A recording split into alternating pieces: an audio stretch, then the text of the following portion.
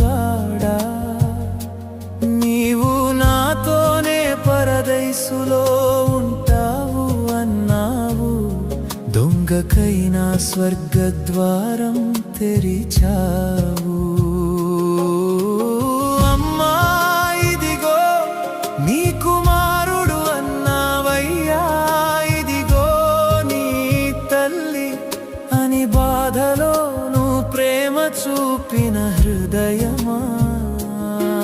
నా దేవా నన్నెందుకు విడిచితివి అని మా పాప భారం మోసిన ఆర్తనాదమా.